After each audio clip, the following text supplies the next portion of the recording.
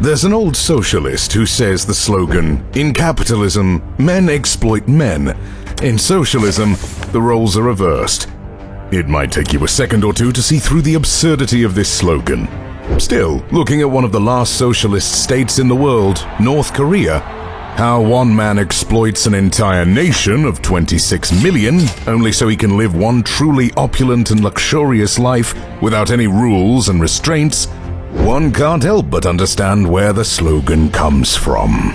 Moreover, the dear leader of this tormented land, Kim Jong Un, does not hesitate to flash out his ultra-luxurious lifestyle whenever he has the chance.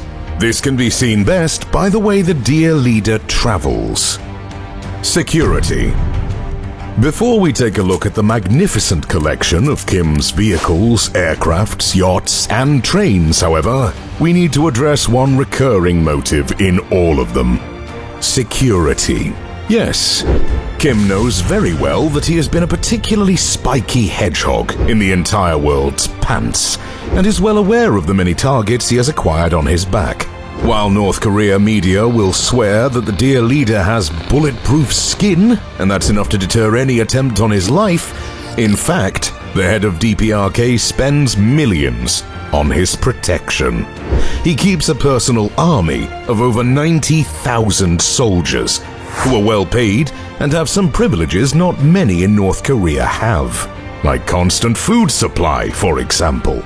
While their fellow citizens have made grass soup the most popular meal in the country, these 90,000 soldiers are ensured they won't need such ingredients for their meals. Instead, they get butter, milk, cheese, bread, and occasionally even meat. What a feast! Well, not compared to the dear leader, who literally spends millions of dollars just on cheese.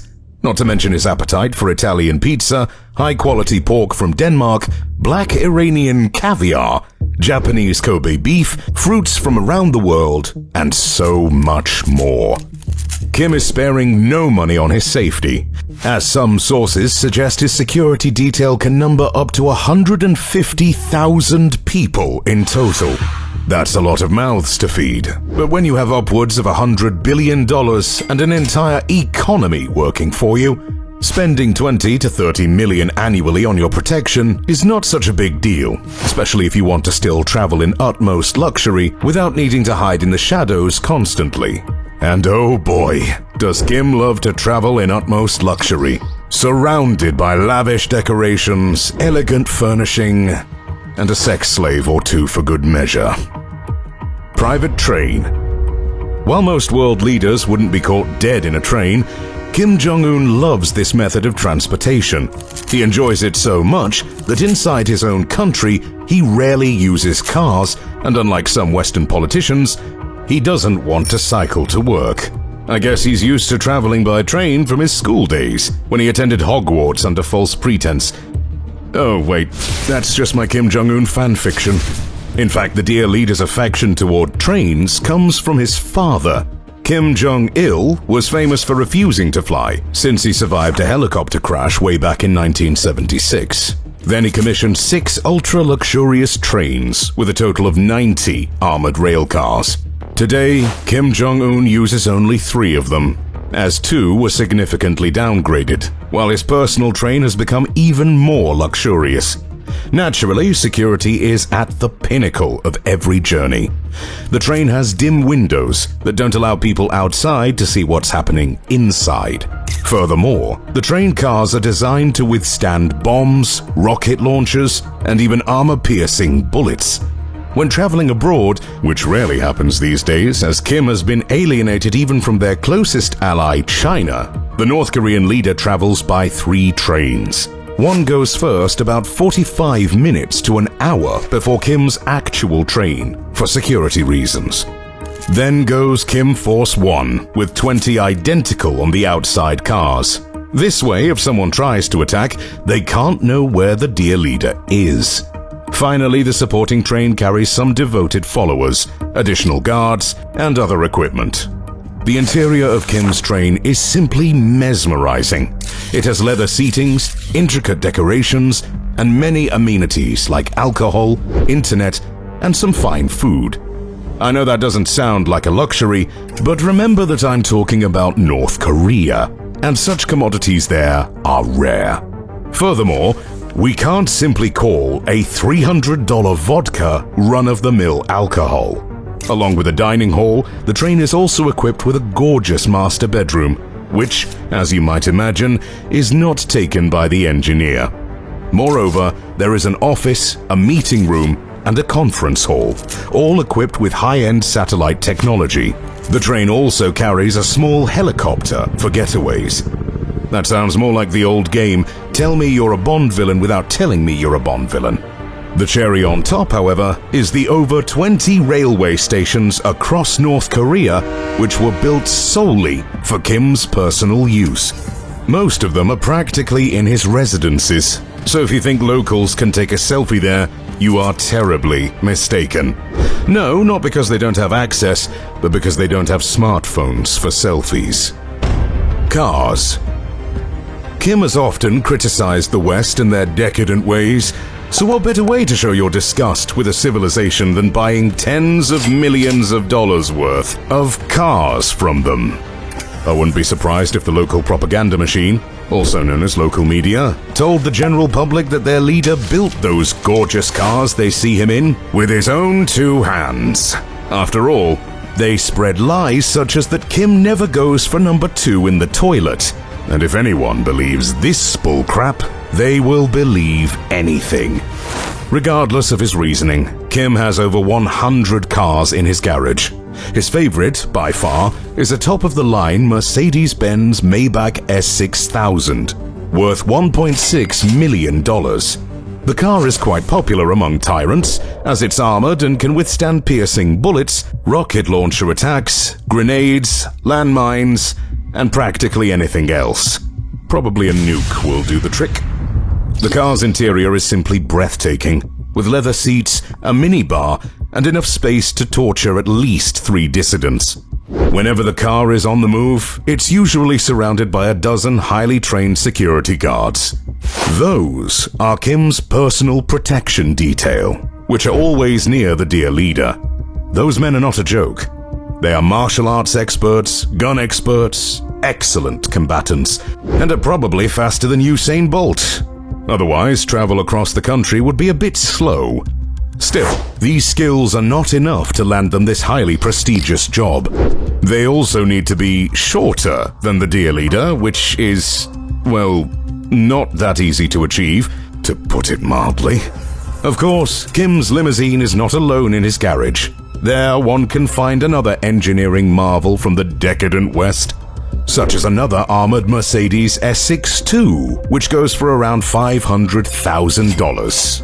An Audi R8 with a price tag of $160,000, a Range Rover Sport worth $85,000, and a Rolls-Royce Phantom with a price tag of $460,000. So take that, you capitalist swine.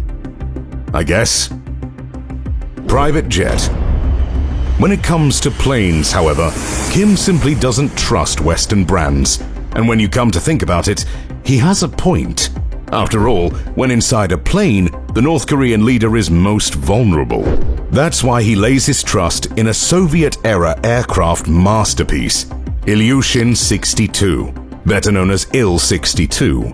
This aircraft was specially designed by the Soviets as a counter to the American Air Force One. While in most other former socialist republics, such aircraft can be seen only in museums, in North Korea, they are considered the pinnacle of luxury.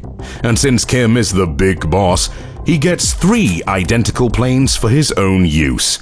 Not that anyone else has a private plane in North Korea, but racing against no one is still a race, and Kim is winning it decisively.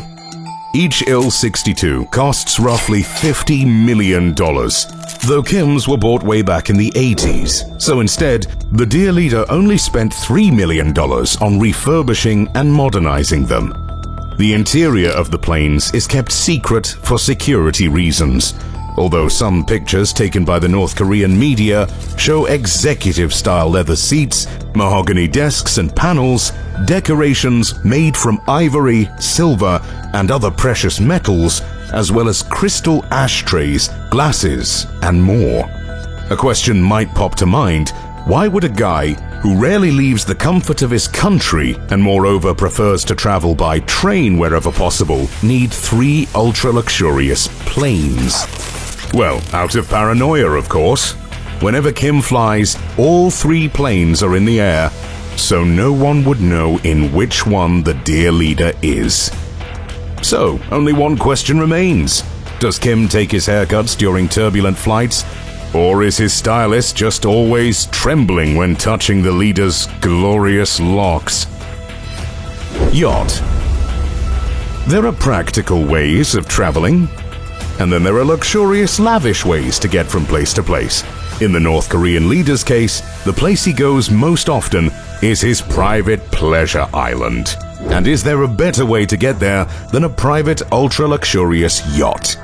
This 95-foot-long floating palace might not be the biggest in the world, but it certainly doesn't lack opulent decorations, extravagant amenities, and entertainment. While the interior is mostly kept secret, aerial pictures suggest the boat has at least 1 swimming pool. Kim managed to acquire the yacht despite the UN sanctions on luxury goods in North Korea, and according to some sources, it cost him between $7 and $10 million. A small price to get into the billionaire yacht club. One of Kim's high-profile friends, Dennis Rodman, testified that the yacht was truly spectacular. In his words, "It's a mix of luxury cruise and a Disney cruise ship. We can only imagine what sorts of entertainment are there on board." While many bad things can be said about Kim Jong Un, many bad things indeed, one thing can't be denied: he knows how to travel in style. There is no doubt that the man with the funny hairdo prefers the finer things in life. And whether he's on his yacht, plane, car, or train, 3 things are sure. First, security will be tighter than the ropes around a caught North Korean defector. Second, there will be a lot of booze and food during the travel. And third, Kim will be surrounded by utmost luxury. So, would you go if you get invited to travel with Kim? Which method of transportation would you choose? Let me know in the comments below. If you found Kim's traveling habits interesting, wait until you hear about the rest of his day.